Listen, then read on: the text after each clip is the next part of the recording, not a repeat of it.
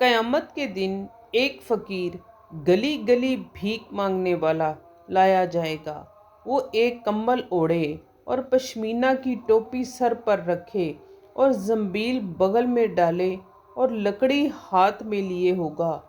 अहले मैशर को उसके इस्तकबाल का हुक्म होगा और कुर्सी रब्बुल इज़्ज़त के सामने निहायत अज़मत से लाया जाएगा। हुक्म होगा, ए दोस्त, मैंने तुझे फ़कीर और फ़वाइद दुनिया से मुबर्रा किया था। तूने मेरी इबादत पूरे तौर पर अदा की। मैं तुझसे खुश हूँ। अब ये बता कि तू भी मुझसे खुश है या नहीं। वो सजदा में गिरकर अर्ज़ करेगा, परवरदिगार, तू माबूद है और मैं अबद हूँ। मुझे तेरी रज़ा दरकार है। बंदा की खुशी ही क्या है। सवाल होगा, दुनिया में तेरी रोज़ी कहाँ से थी।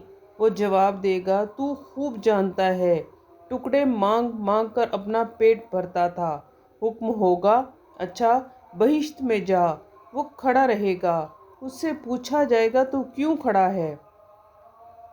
वो कहेगा, ए मेरे रब, मुझे शर्म आती है कि तन्हा जन्नत में चला जाऊं और जिन लोगों ने मेरे साथ एहसान किया है उनको छोड़ दूं। हुक्म होगा, जिसने दुनिया में तुझको एक टुकड़ा रोटी का और एक पारचा कपड़े का या एक कतरा पानी का दिया है, उनको मैंने तेरी शफात की वजह से बख्श दिया।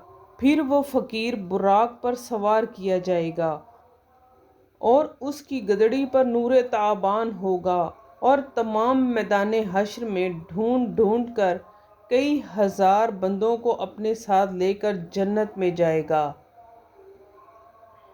उस दिन तमाम तवांगर तमन्ना करेंगे कि काश मिस्ल इसके हम भी फ़कीर होते।